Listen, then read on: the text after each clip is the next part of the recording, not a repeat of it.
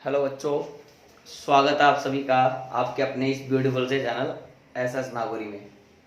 आज हम लोग बच्चों इलेक्ट्रोस्टैटिक को कंटिन्यू करेंगे और इलेक्ट्रोस्टैटिक में अपन जो पढ़ रहे थे लास्ट वीडियो में अपन पढ़ रहे थे एप्लीकेशन ऑफ गोज लॉ। उसमें अपन ने फर्स्ट एप्लीकेशन पढ़ा था। अपन ने क्या करा था, एक इनफाइनाइटली लॉन्ग वायर लिया था, जो चार्ज था उसकी वजह से इलेक्ट्रिक फील्ड इंटेंसिटी हम लोगों ने फाइंड कर ली थी। आज अपन थोड़ा आगे बढ़ेंगे और कंटिन्यू करेंगे। क्लियर है? तो आज की हेडिंग आप देखिए बच्चों, बड़ा इंपॉर्टेंट टॉपिक है नीट और जेईई के हिसाब से। आप देख रहे हैं इलेक्ट्रिक फील्ड इंटेंसिटी। मैं एक सेकंड एप्लीकेशन नहीं बता रहा हूं अभी आपको बच्चों, सेकंड एप्लीकेशन अभी आगे आएगा, नेक्स्ट वीडियो में कराएंगे। अभी अपन आज हैं जो फर्स्ट एप्लीकेशन से रिलेटेड जितने डेरिवेशन और एक्स्ट्रा बनते हैं वो बनाएंगे, कुछ न्यूमेरिकल भी देखेंगे। तो हेडिंग नोट करें आप, electric field intensity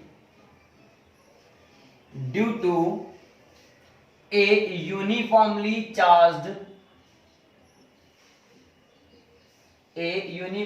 charged arc. देखिए, किसी आवेशित, हिंदी में लिख रहा हूं बच्चों में, किसी आवेशित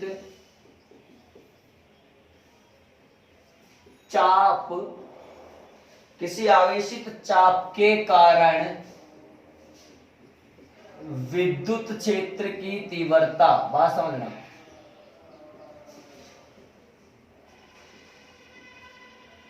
अपना जो टॉपिक है वो कह रहा है कि electric field intensity due to a uniformly charge arc. Clear? हमें क्या करना है, एक यूनिफॉर्मली चार्ज आर्क होगा, उसकी वजह से इलेक्ट्रिक फील्ड इंटेंसिटी फाइंड करनी है। तो ध्यान से देखिए, आप समझना बच्चों। ये मान लीजिए कोई आर्क है, ठीक है। जैसे ही मैं इसको चार्ज दूंगा तो ये हो जाएगा यूनिफॉर्मली चार्ज, समरूप आवेशित, ठीक है। हमें क्या करना है बच्चों, हमें इसके सेंटर पे, यानी जिस बी सर्किल से ये आर्क निकाला गया है उसके सेंटर पे इलेक्ट्रिक फील्ड इंटेंसिटी फाइंड करनी है due to this arc. Okay, अब क्या करना होगा, ध्यान से देखिए बच्चों। हम लोग इसके लिए क्या करेंगे, इस लाइन को मान लेंगे वाई एक्सिस या फिर एंगल बाइसेक्टर। मान लेते हैं कि जो इस आर्क के अपोजिट एंड्स हैं उन्होंने इस ओ पॉइंट पर एंगल सबटेंड किया फाई। कितना एंगल बनाया बच्चों? फाई एंगल बनाया। इसको अंदर लिख देता हूं मैं, ये फाई एंगल, ये पूरा एंगल। अब ऐसा तो है नहीं कि केवल इस आर्क की वजह से, यानी इस पूरे आर्क की वजह से इस ओ पॉइंट पर इलेक्ट्रिक फील्ड इंटेंसिटी डायरेक्ट बताई जा सकती हो। इसके लिए बच्चों हम क्या करेंगे, इस आर्क को छोटे छोटे टुकड़ों से मिलकर बना हुआ मान लेंगे। तो अगर छोटे छोटे टुकड़ों से मिलकर बना हुआ मानोगे तो हम क्या करेंगे, इस एंगल बाइसेक्टर से थीटा एंगल पर जाकर डी थीटा ले लेंगे। यानी मैं यहां से गया थीटा पर, ध्यान से समझना, यहां से गया थीटा पर और थीटा पे जाके मैंने क्या ले लिया बच्चों, डी थीटा। यानी ये छोटा सा एलिमेंट ले लिया, ये रहा आर्क एलिमेंट। अच्छा, इस पर चार्ज है डी क्यू, इसकी लेंथ है डीएल। अब बच्चों ये भी एक तरह से आर्क ही है, तो एक बेसिक फॉर्मूला हम लोगों ने पढ़ा है, angle is equal to arc upon radius. तो उसके हिसाब से यहां पे डीएल भी निकाल लेंगे। तो देखते हैं, पहले आप रुकिए, मैं ये एंगल भी आपको बता देता हूं। ये 5/2 बनेगा बच्चों, ये भी 5/2 ही बनेगा, सही। अब देखना, तो बच्चों यहां पर अपन जानते हैं angle is equal to arc upon radius. तो d theta is equal to dl upon r, अगर ये रेडियस आर है तो कुल मिलाकर के डीएल की वैल्यू आ गई आर डी थीटा।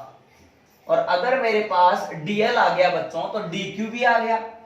डीक्यू बराबर, अपन ने पढ़ा था चार्ज डेंसिटी। अब आर्क जो होता है वो एक तरह से लीनियर ही चीज है या वन डायमेंशनल ही ऑब्जेक्ट है, तो इस पर जो चार्ज डेंसिटी है वो लीनियर चार्ज डेंसिटी है। Then we can say that dq बराबर लैम्डा इंटू dl। तो dq बराबर, क्योंकि लैम्डा बराबर dq बटा dl, lambda into are d theta. इतना हम लोगों को समझ में आ गया, इक्वेशन नंबर फर्स्ट। अब इस ओ पॉइंट पर सबसे पहले इस डी क्यू की वजह से अगर मैं क्या देखूं बच्चों बताओ, सर इलेक्ट्रिक फील्ड देखूं तो वो होगा बाहर की तरफ यानी ऐसा, और अगर चार्ज छोटा सा है तो इलेक्ट्रिक फील्ड भी होगा छोटा सा। अब अगर ये एंगल थीटा है तो ध्यान से देखना बच्चों, ये एंगल भी क्या होगा, थीटा होगा। अब इस डीई के क्या करने पड़ेंगे कंपोनेंट, तो इधर आएगा डीई कोस थीटा और इस तरफ आएगा बच्चों डीई साइन थीटा, हाँ या ना। अब मैं ध्यान से देखूं तो अगर ये एलिमेंट बच्चों मैं इस तरफ लेता, यानी यहां से मैं इस तरफ थीटा पे जाकर के डी थीटा मानता, लिखूंगा नहीं गंदगी हो जाएगी, आप लोग समझो। अगर मैं यहां पर डी क्यू और डीएल, डी क्यू चार्ज और डीएल लेंथ का एक स्मॉल एलिमेंट लेता तो उसकी वजह से इलेक्ट्रिक फील्ड होता यूं डी, तो मैं करके बता देता हूं, ये डी कोस थीटा है हमारे पास, वो होता डी, फिर ये भी थीटा होता, फिर यहां पर एक डी कोस थीटा नीचे आ जाता और डी साइन थीटा इधर आ जाता। तो बात समझो, यानी खेल इस तरह का होता, पूछो किस तरह का, इस तरह का, ये डी कोस थीटा होता और एक और डी कोस थीटा होता, बात समझना, और यहां पे क्या आता था बच्चों, डी साइन थीटा। तो ध्यान से देखें कि जो हॉरिजॉन्टल कंपोनेंट है वो एक दूसरे के लिए मैग्नीट्यूड में सेम है, डायरेक्शन में अपोजिट है, इसलिए ये एक दूसरे को कैंसिल आउट कर देंगे। तो यहां पर ये जो डाउनवर्ड कंपोनेंट्स हैं केवल यही बच पाएंगे। Then we can say that net electric field intensity due to this uniformly charge arc at O point is equal to, E is equal to या ईओ इज इक्वल टू, ध्यान से समझना sir, integration of, अगर छोटे से element की वजह से बचता है डी कोस थीटा, तो छोटे छोटे एलिमेंटों को अगर एलिमेंट्स को अगर मिला दिया जाए तो सभी एलिमेंट्स की वजह से जो इलेक्ट्रिक फील्ड आएगा वो डी कोस थीटा का क्या करने से आएगा बच्चों, इंटीग्रेशन करने से आएगा। बात समझो, यहां पर देखिए E naught is equal to या ईओ बराबर डीई। अब डी क्या होगा, के क्यू यानी d q upon r square into cos theta. E O is equal to integration k d को क्या लिखेंगे, लैम्डा आर डी थीटा बटे आर स्क्वायर, आर से एक आर कैंसिल, यहां बचेगा कोस थीटा। तो E O is equal to k constant बाहर आएगा, लैम्डा कांस्टेंट, आर भी कांस्टेंट, अंदर क्या बचेगा कोस थीटा डी थीटा, सही। लेकिन बच्चों यहां पर अब लिमिट देखते हैं, थीटा कहां से कहां वेरी करेगा। हमने इस एंगल बाइसेक्टर के रेफरेंस मानते हुए ही एलिमेंट, स्मॉल एलिमेंट लिया है, तो इस तरफ जाते हैं तो 5/2, इस तरफ जाते हैं तो 5/2, यानी यहां से लेकर के यहां तक, इस एंड पॉइंट से लेकर के इस एंड पॉइंट तक कहीं पर भी हम लोग क्या मान सकते हैं बच्चों, सर एलिमेंट मान सकते हैं। तो लिमिट जो है यानी थीटा कहां से कहां वेरी कर रहा है, -5/2 से +5/2 तक, तो लिमिट हो गई -5/2 से +5/2। क्लियर, आगे बढ़ते हैं। तो ईओ बराबर k lambda upon r, cos theta का हो जाएगा साइन थीटा, -5/2 से +5/2, ध्यान से देखिए। अब बच्चों ये आ जाएगा ई नॉट बराबर k lambda upon r sine 5/2 minus sine -5/2। अब साइन पर माइनस का फर्क पड़ता है तो k lambda upon r sine 5/2 minus minus plus sine 5/2, ये हो गया 2, तो ई नॉट बराबर आ गया 2k lambda upon r sine 5/2। इस तरह से हम किसी भी यूनिफॉर्मली चार्ज आर की वजह से इलेक्ट्रिक फील्ड फाइंड कर सकते हैं। क्लियर है बच्चों, इसमें क्या है, अपन कुछ केस भी यहां पर बना सकते हैं, अपन को न्यूमेरिकल में वो कुछ केस की चर्चाएं कर सकता है, तो मैं यहां पर आपको कुछ केस करके दिखाता हूं, जैसे मैंने नाम दिया उनको स्पेशल केसेस। ओके, जैसे मैंने बात करी for semi circular ring, semi circular charge ring, समझ लो, यानी अर्धवृत्ताकार आवेशित वलय, ठीक है, यानी इस तरह से सीन होगा। ये हो गई सेमी सर्कुलर। भाई पूरा बनाओगे तो ये पूरा रहा, लेकिन पूरा नहीं है, आधा है तो आधा ले लिया। अब यहां सेंटर पे जो एंड है ये कितना एंगल सबटेंड करेंगे सर? पाई एंगल सबटेंड करेंगे। 4 दिए, ये लो 4। तो अगर ये बच्चों यहां पर पाई एंगल सबटेंड करेंगे then we can say that E O बराबर 2k लैम्डा अपॉन आर। पाई की वैल्यू यहां पर पाई है तो पाई बाई 2। अब साइन पाई बाई 2 कितना होता है? 1। तो ई नोट कितना आ गया? 2k lambda by are. ये आ गया सेमी सर्कुलर चार्ज रिंग की वजह से इलेक्ट्रिक फील्ड। डायरेक्ट बता सकते हैं। इसी प्रकार आप देखिए नेक्स्ट केस। इसका अगर मैं सेकंड पॉइंट आपको बताऊं बच्चों, तो सेकंड पॉइंट देखो आप, 4 क्वार्टर सर्किल। क्वार्टर सर्किल देखिए, यानी 1/4। अब 1/4 का मतलब ये सर्किल था। अब अगर ये सर्किल है तो इसका 1/4 क्या होता है बच्चों?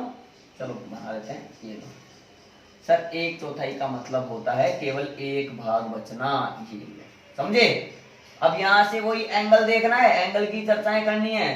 तो अगर ये एंगल देखोगे इसके एंड से इस O पॉइंट पर एंगल देखोगे तो बच्चों ये एंगल कितना दिख रहा है सर? पाई बाई 2 दिख रहा है। शाबाश। तो ई नोट कितना आ गया? 2k lambda upon r sine pi by 2। अब पाई की वैल्यू है पाई बाई 2 और एक 2 नीचे है तो पाई बाई 4। तो ई नोट आ जाएगा 2k lambda upon r sine pi by 4 1/√2 होता है। यहां पर बच्चों कितना बचेगा? √2, क्योंकि 2 को लिख सकते हैं √2 इंटू √2। √2 से एक √2 कैंसिल हो जाएगा तो √2k लैम्डा बाई आर। सही। अच्छा बच्चों, अगर आपको कहा जाए कि कंप्लीट क्लोज सर्किल है तो भी कोई दिक्कत नहीं है मुझे। ये देखो, अगर कंप्लीट क्लोज सर्किल भी हो, कंप्लीट क्लोज सर्किल होगा तो सेंटर पे कितना एंगल सबटेंड होगा सर? 360, यानी पाई की वैल्यू होगी 2 पाई।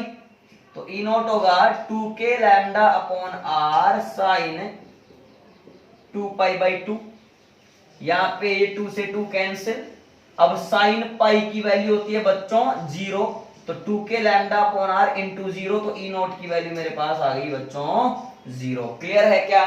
और वैसे भी हमें पता होना चाहिए कि सर यहां पर देखिए कोई चार्ज एनक्लोज्ड नहीं है। अगर ये कंप्लीट क्लोज्ड सर्किल है यानी ये कंप्लीट क्लोज्ड लूप है, बट इस लूप के अंदर अगर कोई चार्ज एनक्लोज्ड नहीं है और अगर चार्ज की वैल्यू 0 है then we can say that here electric field will also be 0। तो यहां पर इलेक्ट्रिक फील्ड भी क्या रहेगा बच्चों? 0 रहेगा। यानी अगर इलेक्ट्रिक फील्ड चाहिए तो उसके लिए चार्ज होना यहां पर जरूरी है। क्लियर और नॉट? फटाफट से इतना कॉपी करें आप पहुंच करके। हो गया बच्चों? तो नेक्स्ट देखते हैं। अब अपन ने अभी जो फाइंड करा वो करा है electric field due to a uniformly charged arc, यानी एक आवेशित चाप के कारण अपन ने विद्युत क्षेत्र की तीव्रता फाइंड करी है। अब हम लोग जो है एक बड़ा ही इंपॉर्टेंट टॉपिक, मजेदार टॉपिक लेने वाले हैं। देखिए, मैंने आपको गोज के एप्लीकेशन में जो फर्स्ट एप्लीकेशन बताया था बच्चों, वो एप्लीकेशन ये था कि अपन किसी भी अनंत लंबाई के एक अनंत लंबाई का आवेशित तार लेंगे और उसकी वजह से इलेक्ट्रिक फील्ड इंटेंसिटी फाइंड करेंगे। अब हम यहां पर एक फाइनाइट लेंथ यानी एक परिमित लंबाई का आवेशित तार लेंगे और उसकी वजह से इलेक्ट्रिक फील्ड फाइंड करेंगे। तो देखना, electric field intensity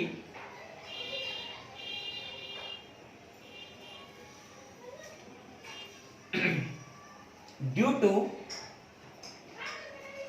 A finite line charge, due to a finite line charge, ठीक है, यानी किसी परिमित लंबाई के आवेशित तार के कारण विद्युत क्षेत्र की तीव्रता। डायग्राम समझना। मान लीजिए कि मेरे पास में ये एक परिमित यानी एक निश्चित लंबाई का आवेशित तार है। थोड़ा अच्छा आप लोग अच्छा बनाएंगे बच्चों, सिंगल तार लेता हूं। मैंने कहा ये एक AB परिमित लंबाई का आवेशित तार है जिसकी लंबाई फिक्स है। हम लोगों को क्या करना है बच्चों, इस वायर से परपेंडिकुलर डिस्टेंस स्मॉल r पर इलेक्ट्रिक फील्ड इंटेंसिटी फाइंड करनी है। मतलब इस पॉइंट पर, मान लीजिए ये पॉइंट O है और ये पॉइंट P है, जो कि मैं बाद में बताऊंगा। माना कि इस वायर के जो ये एंड पॉइंट हैं, इन्होंने यहां पर जो एंगल बनाए हैं बच्चों, वो कितने कितने बनाए हैं, आप अपनी मर्जी से कुछ भी रख लें, θ1 θ2, मैंने अल्फा और बीटा मान लिए, ठीक है। अब इस वायर की वजह से भी डायरेक्ट यहां पर इलेक्ट्रिक फील्ड बताना मुश्किल है। इसके लिए हम इस वायर को छोटे छोटे टुकड़ों से मिलकर बना हुआ मानेंगे और ऊपर जाएंगे मतलब किसी एक डिस्टेंस पर जाएंगे। मतलब मान लीजिए x डिस्टेंस पर चले गए, यहां O पॉइंट से x डिस्टेंस पर जाकर के, और इस एंगल ये जो अपनी परपेंडिकुलर लाइन है इस वायर के, इससे थीटा एंगल पे जाकर के एक ले लेंगे d थीटा, समझना, थीटा एंगल पर जाकर के बच्चों एक ले लेंगे हम लोग d थीटा। ये यहां पर जो एंगल है वो है d थीटा और ये पूरा एंगल हमारा बीटा है। आप अच्छा बनाएंगे। यहां से मैं गया थीटा पर और थीटा पर मैंने जो एलिमेंट लिया वो है d थीटा। अब ये जो एलिमेंट है इस पर चार्ज है dq, देन dq बराबर लैम्डा इंटू dl, तो लैम्डा इंटू dx कह सकता हूं बच्चों। अगर इसकी लेंथ कितनी हो dx हो, इसकी मोटाई कितनी हो dx हो, क्लियर है। अब इस dq चार्ज एलिमेंट की वजह से इस p पॉइंट पर जो इलेक्ट्रिक फील्ड होगा वो बच्चों कुछ इस तरह से होगा, सर बिल्कुल ऐसे होगा, डी होगा। अगर ये एंगल थीटा है तो यहां पर जो एंगल बनेगा वो भी थीटा बनेगा। फिर से कंपोनेंट होंगे, तुम होंगे डी कोस थीटा और तुम बनोगे बच्चों डी साइन थीटा। समझ रहे हो। अब यहां पर जो इलेक्ट्रिक फील्ड हम निकालेंगे बच्चों, एक तो निकालेंगे एक्स एक्सिस के अलोंग और एक निकालेंगे बच्चों वाई एक्सिस के अलोंग। तो मैंने सबसे पहले शुरू करा electric field along x axis. ध्यान से देखें, एक छोटे से एलिमेंट की वजह से एक्स एक्सिस के अलोंग जो इलेक्ट्रिक फील्ड आ रहा है वो आ रहा है डी कोस थीटा। अब अगर इन छोटे छोटे टुकड़ों को जोड़ दिया जाए तो पूरा वायर कवर हो जाएगा, और अगर पूरा वायर कवर हो जाएगा तो पूरे वायर की वजह से जो इलेक्ट्रिक फील्ड होगा वो बच्चों कैसे आएगा, इसके इंटीग्रेशन से। Then Ex is equal to integration of d cos theta, हाँ या ना। अरे Ex बराबर इंटीग्रेशन ऑफ, अब डी लिखना पड़ेगा तो k dq, ध्यान से देखना, k dq upon r square. अब r स्क्वायर बोले तो बच्चों ये वाली दूरी, अब ये वाली दूरी बोले तो सर ये r है, स्मॉल r है, ये x है, तो ये कितना हो गया under root of r square plus x square. तो under root of r square plus x square का होल स्क्वायर, ये d कंप्लीट हुआ। कोस थीटा, अगर तुम थीटा हो तो तुम परपेंडिकुलर हो, तुम बेस हो, तुम हाइपोटेनियस हो, और कोस थीटा होता है बेस अपॉन हाइपोटेनियस, यानी x upon under root of r square plus x square, हाँ या ना। ध्यान से देखें बच्चों, तो Ex is equal to integration, कौन सा इंटीग्रेशन, इंटीग्रेशन के बच्चों dq को लिख सकता हूं लैम्डा इंटू dx, तो लिख डाला, क्या कर डाला, लिख डाला। ऊपर एक x है उसको एज इट इज रखा मैंने, अपॉन देखना भाई k dq को लिख दिया लैम्डा dx और एक x मेरे पास एज इट इज है। अच्छा यहां पर मैंने कुछ गलती करी क्या बच्चों, cos theta is equal to base upon hypotenuse, तो बेस कितना है r है, तो यहां पर आएगा r। ओके अच्छा आगे बढ़ते हैं। Under root of r square plus x square का होल स्क्वायर, यानी यहां पर रूट हट जाएगा तो पावर बचेगी 1, और ये पावर है 1/2, तो टोटल पावर हो गई 3/2। R square plus x square की whole power 3/2। X is equal to, जो कांस्टेंट चीजें हैं सबसे पहले मैं उनको बाहर लूंगा, फिर आगे की चर्चा करूंगा बच्चों। देखो के कांस्टेंट है, बाहर ले लिया, लैम्डा को भी बाहर ले लिया, है ना, और आर को भी मैं बाहर ले सकता हूं। अंदर जो बचेगा वो बचेगा dx upon r square plus x square की होल पावर 3/2।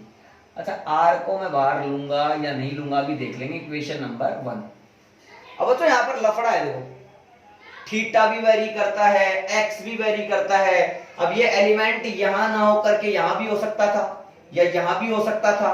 इसका मतलब ये एक्स जो डिस्टेंस मान रहे हैं वो भी वेरी कर रही है, एंगल भी उसके हिसाब से वेरी कर रहा है। तो कुल मिलाकर के यहां पर एक्स भी वेरी कर रहा है और बच्चों एंगल भी वेरी कर रहा है। तो कुछ ना कुछ कार्यक्रम सेट करना पड़ेगा। इसके लिए मैंने क्या करा, आप ध्यान से देखिए। इन ट्राइंगल ओ, इस पॉइंट को P माना, इस पॉइंट को P डैश माना। In triangle O P P dash, ध्यान से देखना, tan थीटा बराबर x upon r, this implies x बराबर r tan थीटा। अब यहां से अगर आपको dx भी चाहिए तो dx बराबर हो जाएगा, यानी डिफरेंशिएशन कर डालो, r as it is tan theta का sec square theta into d theta. उठा के पटको बच्चों, ex बराबर k lambda r upon integration dx की जगह लिख दो r sec square theta d theta upon r square plus, अब यहां देखना x की जगह क्या पुट करेंगे, r tan थीटा, तो ये हो जाएगा r square tan square theta की पावर 3/2। ठीक है, तो ex बराबर k lambda r square, r into r, integration sec square theta d theta upon, अंदर ही अंदर आ गया r स्क्वायर कॉमन, बचेगा 1 प्लस tan स्क्वायर थीटा की होल पावर 3/2। अब बच्चों ध्यान से देखें तो ex is equal to k lambda r square integration 1 plus tan square theta होता है आपका sec स्क्वायर थीटा, तो इसको sec स्क्वायर थीटा लिख लेंगे। तो ये तो sec स्क्वायर थीटा ऊपर है, sec square theta d theta upon ये r स्क्वायर है, यहां पर पावर हट जाएगी, r क्यूब बनेगा और ये बन जाएगा sec स्क्वायर थीटा यानी sec क्यूब थीटा। अब एक मजे की बात यह है कि जैसे ही मैंने यहां पर ये सोल्व करा, x बराबर r tan थीटा, dx बराबर r sec square theta d theta, तो यहां पर सारा ही गेम जो है वो थीटा में बन चुका है। और हमने कहा कि यहाँ पर x भी वेरी कर रहा है और थीटा भी वेरी कर रहा है, तो या तो x के रेस्पेक्ट में इंटीग्रेशन करेंगे या फिर हम थीटा के रेस्पेक्ट में इंटीग्रेशन करेंगे। तो हमने थीटा के रेस्पेक्ट में इंटीग्रेशन करना चाहा तो थीटा के टर्म में सारी चीजें अपन ने यहाँ पर बना ली। अब बच्चों हम क्या करने वाले हैं, लिमिट की चर्चा भी करने वाले हैं, क्योंकि पूरा पूरा सिंप्लीफाई हो चुका है। देख सकते हैं आप लोग, आर स्क्वायर से आर स्क्वायर कैंसिल होगा, सेक स्क्वायर थीटा से सेक स्क्वायर थीटा भी कैंसिल होगा। तो मैं आपको जरा बता भी दूं क्या आने वाला है, एक्स बराबर k lambda upon r integration 1 upon sec theta को कोस थीटा लिख लेंगे और डी थीटा रहेगा। अब मैं यही कहने वाला हूं कि यहाँ पर जो थीटा की लिमिट्स है बच्चों वो कैसे वेरी करेंगी वो जरा हम देखते हैं। बात समझना, ये जो एलिमेंट है स्मॉल एलिमेंट, मुझे क्या सपना थोड़ी आया था कि मैं यहाँ इस ये जो लाइन है इस लाइन के ऊपर की तरफ ही स्मॉल एलिमेंट मानूंगा। मैं नीचे भी मान सकता था, मैं यहां भी मान सकता था, मैं यहां भी मान सकता था, मैं यहां भी मान सकता था, मैं यहां भी मान सकता था। हाँ, लेकिन जो ए और बी पॉइंट है, ए पॉइंट से लेकर के बी पॉइंट के बीच में मैं कहीं पर भी स्मॉल एलिमेंट को अज्यूम कर सकता था। इसका मतलब जो थीटा की वैल्यू है बच्चों वो ए पॉइंट से इस पी पॉइंट पर बनने वाले एंगल से लेकर बी पॉइंट से पी पॉइंट पर बनने वाले एंगल के बीच में लाई करेगी। इसका मतलब जो लिमिट आएगी, चूंकि ये अल्फा जो एंगल है वो इस लाइन के नीचे बन रहा है, तो इसलिए हमने बच्चों इसको क्या करा, माइनस अल्फा ले लिया, तो अल्फा से बीटा आएगी, और वो ऊपर बन रहा है तो उसको ले लिया प्लस का बीटा। क्लियर है? अब लिमिट हमारे पास आ गई माइनस अल्फा से प्लस बीटा, तो मैंने सारे इंटीग्रेशन की जगह पर माइनस अल्फा से प्लस बीटा, माइनस अल्फा से प्लस बीटा, यहां भी लिख डाला माइनस अल्फा से प्लस बीटा। समझ गए क्या आप लोग? ध्यान से देखिए। अब ई लैम्डा बराबर सॉरी ई एक्स बराबर के लैम्डा अपॉन आर। बच्चों कोस थीटा का जो इंटीग्रेशन होता है वो होता है साइन थीटा, यहां पर बन जाएगा माइनस अल्फा से प्लस बीटा। अब लिमिट रखेंगे, पहले upper limit minus lower limit, तो k lambda upon r, limit मैंने रखा sine beta minus sine minus alpha. अब मजे की बात यह है कि साइन पर जो एंगल माइनस का होता है उसका फर्क पड़ता है, तो ये माइनस माइनस बाहर आकर के प्लस होने वाला है, तो ई एक्स बराबर k lambda upon r sine alpha plus का हो जाएगा, तो इसको पहले लिख देंगे sine alpha plus sine beta. बात समझो, एक्स एक्सिस के अलोंग जो यहाँ पर इलेक्ट्रिक फील्ड इंटेंसिटी आई है बच्चों, एक परिमित लंबाई के आवेशित तार के कारण एक्स अक्ष के अनुदिश जो विद्युत क्षेत्र आ रहा है वो आ रहा है k lambda upon r sine alpha plus sine beta. Alpha और बीटा उस वायर की वजह से, ध्यान से समझे, अगर ये वायर मान लें और यहां पर माने कि ये P पॉइंट था, तो इस वायर की वजह से इस एंड और इस एंड की वजह से बनने वाले जो एंगल्स हैं वो हैं अल्फा और बीटा। लैम्डा है इसके लिए लीनियर चार्ज डेंसिटी, के यहां पर कूलम कांस्टेंट है, आर है जो इस वायर से परपेंडिकुलर डिस्टेंस है उस पॉइंट की जिस पॉइंट पर हम लोगों को क्या फाइंड करना है, इलेक्ट्रिक फील्ड इंटेंसिटी फाइंड करना है। आई होप बच्चों समझ में आया होगा। मैं दोबारा से एक बार आपको रिवाइज कर देता हूं। हमें क्या करना है, इस एक निश्चित लंबाई के आवेशित तार के कारण P बिंदु पर विद्युत क्षेत्र ज्ञात करना है। इसके लिए मैंने क्या करा, x इसको पहले छोटे छोटे एलिमेंट्स में डिवाइड करा, तो इसके लिए मैंने यहाँ O पॉइंट से x डिस्टेंस पर जाकर और यहाँ P पॉइंट से थीटा बनाते हुए d थीटा वाला एक स्मॉल एलिमेंट अज्यूम करा जिसका चार्ज है dq। अब dq बराबर होता है लैम्डा इंटू dl, तो यहाँ पर dl की जगह क्या ले डाला मैंने, dx, क्योंकि ये मैंने क्या माना है, x माना है। अगर मैं ये l मानता तो बच्चों मैं इसको क्या ले लेता, dl ले लेता। क्लियर है? अच्छा, अब आगे बढ़ते हैं। ये दूरी r मानी है, ये x मानी है, तो ये अपने आप under root of r square plus x square हो गई।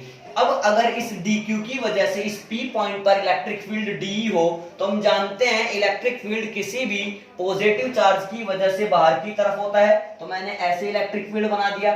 चूंकि ये एंगल थीटा है तो ये भी थीटा होगा, वर्टिकल अपोजिट शीर्षा अभिमुख कोण, इस वजह से। अब इस डीई के घटक करेंगे तो जिस दिशा के साथ एंगल बनाया जाता है उसमें जो कंपोनेंट आता है वो आता है कोस वाला, डीई कोस थीटा हो गया, नीचे आ गया डीई साइन थीटा। तो इसका मतलब इस वायर की वजह से एक्स और वाई दोनों डायरेक्शंस में इलेक्ट्रिक फील्ड होगा। तो सबसे पहले हमने एक्स डायरेक्शन की बात करी, तो डीई कोस थीटा एक छोटे से एलिमेंट की वजह से यहां पर इलेक्ट्रिक फील्ड था। तो अगर आपको पूरे वायर की वजह से चाहिए तो बच्चों इस डीई कोस थीटा का क्या करना पड़ेगा, इंटीग्रेशन करना पड़ेगा। फिर मैंने डीई लिख डाला के क्यू अपॉन आर स्क्वायर वाले फॉर्मूले से, कोस थीटा की वैल्यू लिख दी ट्रिग्नोमेट्री के हिसाब से।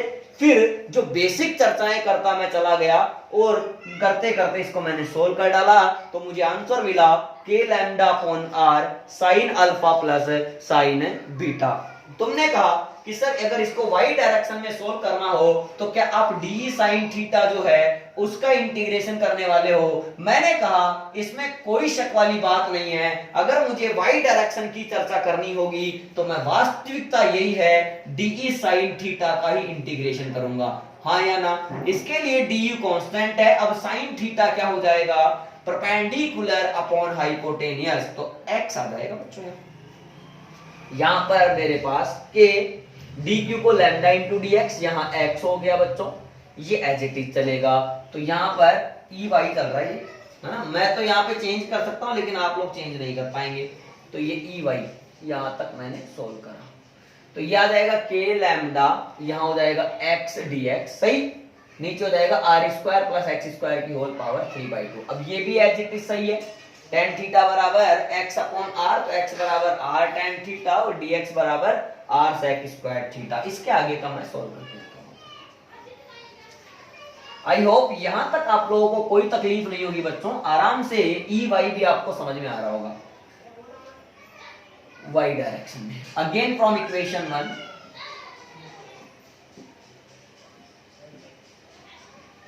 इंटीग्रेशन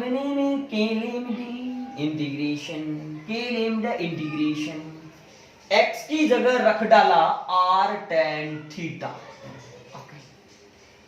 dx की जगह रख डाला r sec square theta d theta. नीचे था r स्क्वायर प्लस x की जगह r square tan square theta की होल पावर 3 तो ई वाई बराबर k lambda r square upon नीचे r cube integration tan theta sec square theta d theta upon sec cube theta. हाँ या ना? तुमने कहा बिल्कुल करेक्ट। तो मैंने कहा कि यहां पर sec स्क्वायर से sec स्क्वायर को मार डाला, तुमने कहा ठीक है। ई वाई बराबर के लैम्डा, अच्छा लिमिट वही माइनस अल्फा से प्लस बीटा, माइनस अल्फा से प्लस बीटा। तो तुमने कहा के लैम्डा आर स्क्वायर से आर स्क्वायर कट गया, k lambda upon r integration minus alpha से प्लस बीटा, टेन थीटा को लिखा साइन अपॉन कोस थीटा और नीचे बचा था सेक थीटा, यानी 1 अपॉन सेक है तो ऊपर आ जाएगा कोस थीटा और d theta as it is. Cos ने कोस को मार डाला तो बच्चों बचा क्या है? Sine theta.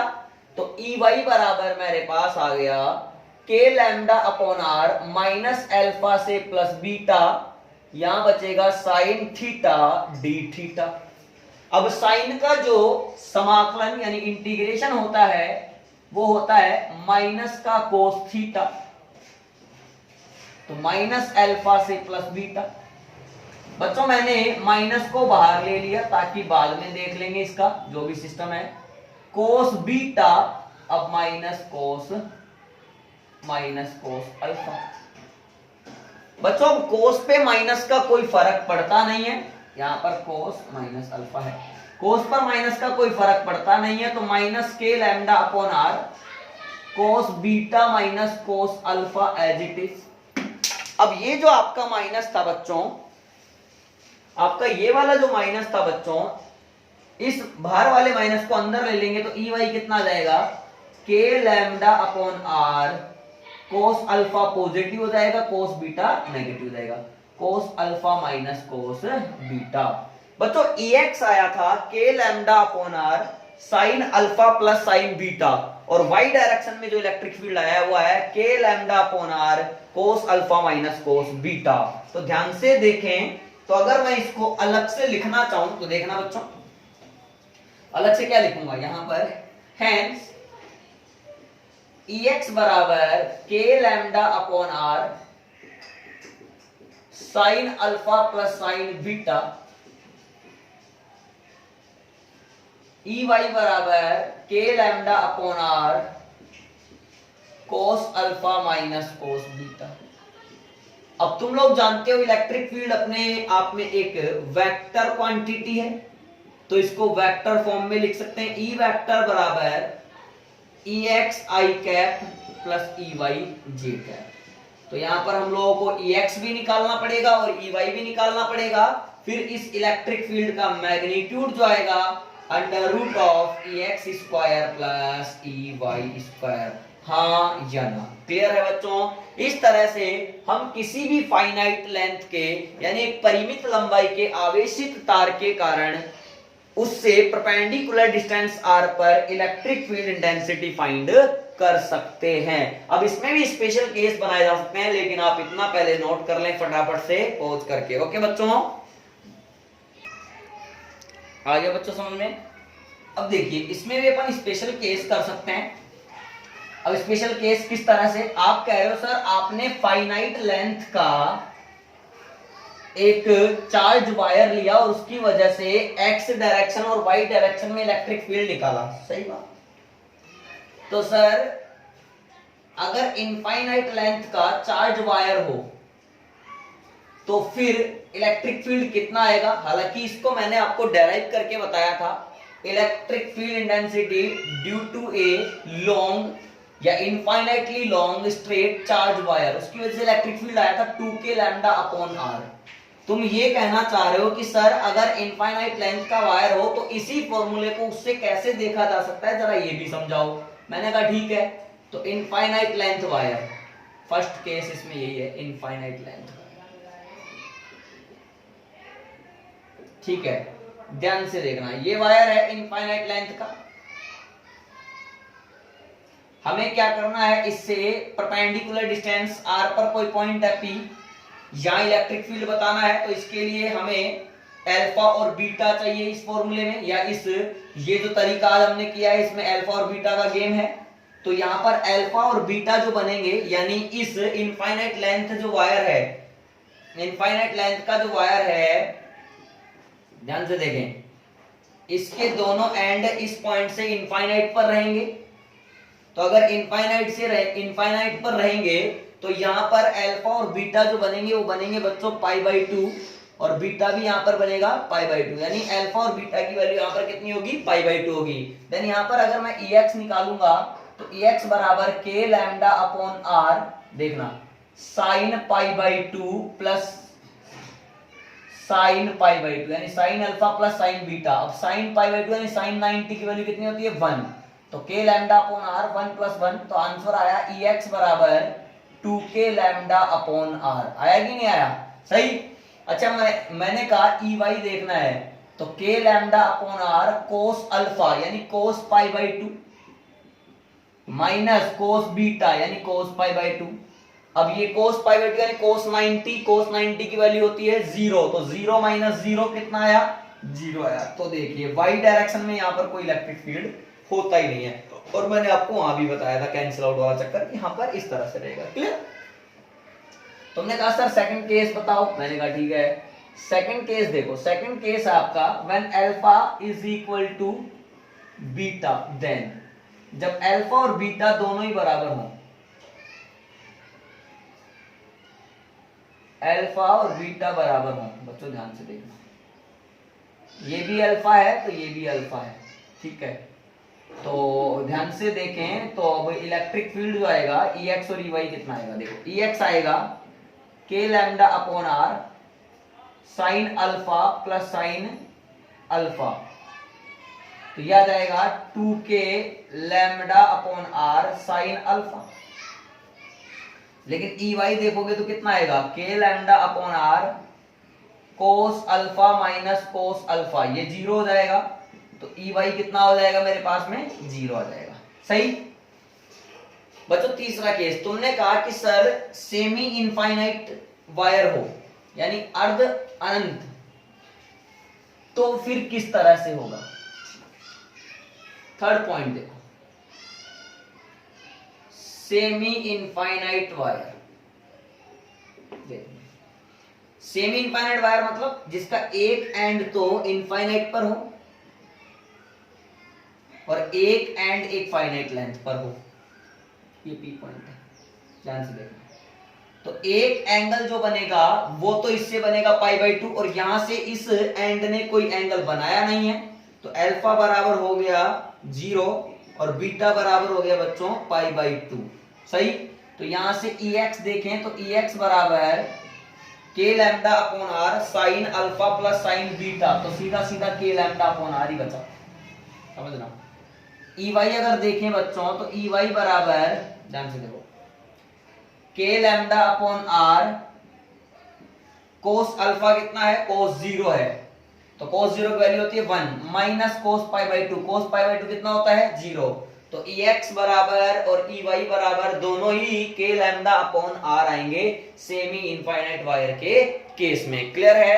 तो बच्चों अभी तक अपन ने दो टॉपिक यहां पर कवर करे हैं, एक अपन ने किसी चार्ज r की वजह से इलेक्ट्रिक फील्ड इंटेंसिटी फाइंड करना सीखी है, जो आई थी, देखो यही है, वापस से रिपीट करता हूं, इसके सेंटर पॉइंट पे निकाला था, ये एंगल फाई था, यहां पर चार्ज डेंसिटी प्लस लैम्डा थी, तो इस r की वजह से इलेक्ट्रिक फील्ड O पॉइंट पर आया था 2k लैम्डा अपॉन r, या r कैपिटल बोल दो, कुछ बोल दो, कोस सॉरी साइन π/2, साइन π/2, और यहां पर एक जो अगला टॉपिक अपन ने लिया था वो लिया था अभी परिमित लंबाई के, यानी एक सर्टेन लेंथ के, एक फाइनाइट लेंथ का कोई चार्ज वायर है, उसकी वजह से इलेक्ट्रिक फील्ड इंटेंसिटी फाइंड करना। तो उसमें दोनों इलेक्ट्रिक फील्ड अपन ने निकाले, एक एक्स एक्सिस के अलोंग जिसका फॉर्मूला आया k lambda upon r sin alpha plus sin beta, और y डायरेक्शन में निकाला तो आया k lambda upon r cos alpha minus cos beta. Alpha और जो बीटा है वो उस फाइनाइट लेंथ के वायर के अपोजिट एंड से उस पर्टिकुलर पॉइंट पर बनाए गए एंगल्स हैं जिस पर हमें इलेक्ट्रिक फील्ड निकालना है। तो बच्चों नेक्स्ट टॉपिक देखते हैं, ये भी बेहद आसान है। आज अपन बहुत ही इंपॉर्टेंट जो टॉपिक हैं, बहुत इंपॉर्टेंट जो डेरिवेशंस हैं वो कवर कर रहे हैं बच्चों। जाते जाते लास्ट में कुछ क्वेश्चंस भी यहां पर अपन चिपका देंगे। पहले अपन ये टॉपिक कवर करते हैं, फोर्स पर unit length of two parallel infinite line charge. क्या करना है, कोई दो समांतर अनंत लंबाई के आवेशित तार हैं, ये देखिए एक वायर ये ले लीजिए, दो समांतर दो पैरेलल इनफाइनाइट लेंथ के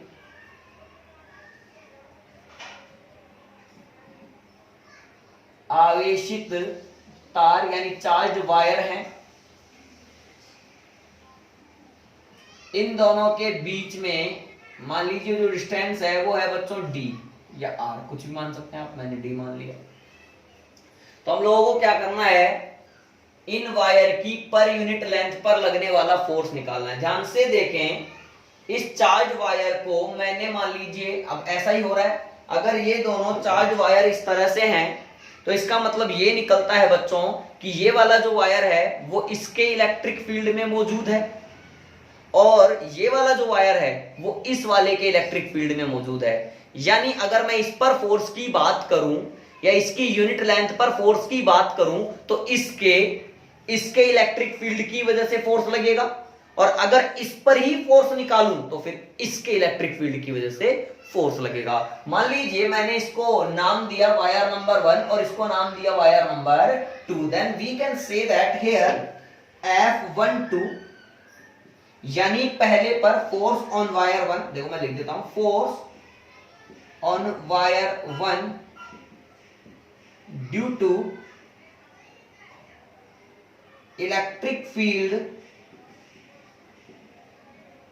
ऑफ वायर 2, यानी दूसरे के इलेक्ट्रिक फील्ड की वजह से पहले पे लगने वाला फोर्स, पहले पर दूसरे वायर के कारण या दूसरे के इलेक्ट्रिक फील्ड के कारण जो फोर्स लगेगा F12 बराबर QE, तो Q1 चार्ज तो इसका ही आएगा, लेकिन इलेक्ट्रिक फील्ड किस में रखा है, ये दूसरे में। भाई पहले पर अगर फोर्स निकालोगे तो वो किसके इलेक्ट्रिक फील्ड में रखा हुआ है, दूसरे के इलेक्ट्रिक फील्ड में, क्लियर है। और अगर दूसरे पर फोर्स निकालेंगे तो वो किसके इलेक्ट्रिक फील्ड में रखा हुआ है, पहले के इलेक्ट्रिक फील्ड में रखा हुआ है। तो मैंने पहले पर निकाला तो वो दूसरे के इलेक्ट्रिक फील्ड में रखा हुआ था, तो फॉर्मूला बनाया Q1E2। क्योंकि आपको फोर्स पर यूनिट लेंथ चाहिए तो फोर्स पर unit length is equal to क्या आएगा बच्चों, F12 अपॉन लेंथ, इस तरह से लिखना पड़ेगा, बराबर Q1E2 अपॉन लेंथ, समझना। तो मैं इसको आगे बढ़ा रहा हूं, F12 अपॉन लेंथ, ये फोर्स पर यूनिट लेंथ है। अब चार्ज अपॉन लेंथ या charge per unit length is called linear charge density λ1 into E2। तो F12 अपॉन लेंथ, अब ध्यान से समझना, λ1 इंटू E2 क्या है, इस वायर की वजह से यहां प्रोड्यूस होने वाला इलेक्ट्रिक फील्ड। तो इस वायर यानी अनंत लंबाई इनफाइनाइट लेंथ की वजह से इससे परपेंडिकुलर डिस्टेंस पर जो इलेक्ट्रिक फील्ड होता है वो होता है 2k लैम्डा अपॉन r। चूंकि यहां r ना होकर क्या है, d है, तो हम भी क्या चिपका डालेंगे, 2k लैम्डा अपॉन d, हाँ या ना। तो 2k लैम्डा अब लैम्डा कौन सा आएगा, चूंकि इलेक्ट्रिक फील्ड किसका है ये, दूसरे वायर का, तो ये आएगा 2k lambda 2 upon d. Then formula अगर रीअरेंज करके लिखूं बच्चों तो आ जाएगा मेरे पास 2k lambda 1 lambda 2 upon d. हाँ या ना, क्या लगता है अगर मैं यहां पर दूसरे पर फोर्स लिखूं, force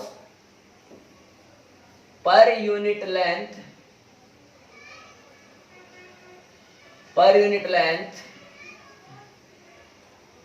on wire 2 due to electric field of wire 1, wire 1 के इलेक्ट्रिक फील्ड की वजह से दूसरे वायर पर F21 अपॉन लेंथ, दूसरे वायर की यूनिट लेंथ पर फोर्स लिखेंगे तो आएगा Q2 into E1 upon length, yes और नो।